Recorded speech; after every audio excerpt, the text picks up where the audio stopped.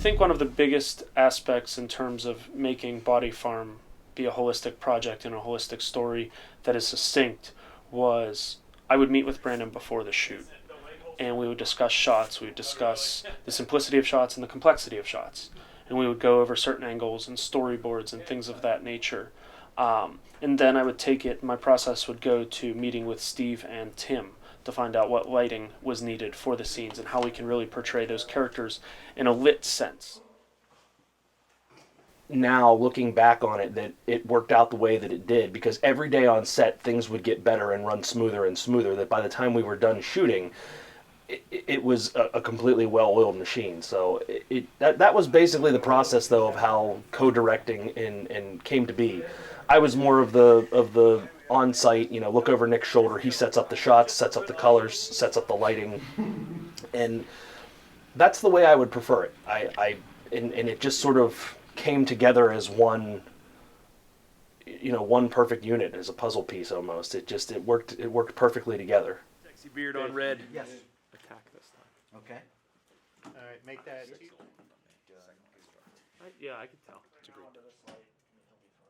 If you look at the shots that we filmed already, we didn't need too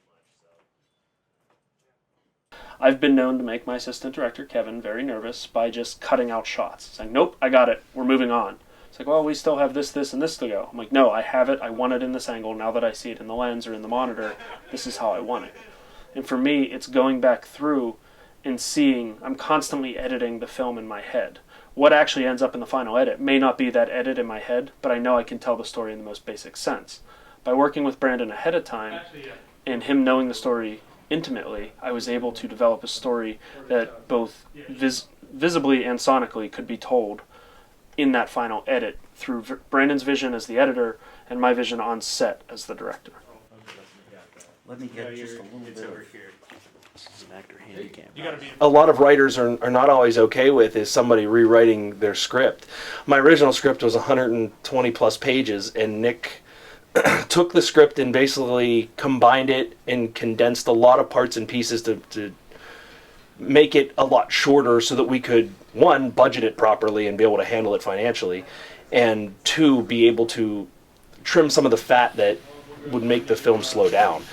A lot of writers are not okay with that, but when he would come back to me with rewrites, it was perfect. At times, there's still times where I look at the new script and wonder if I wrote it, and look back at the old one and realize Nick wrote the whole thing.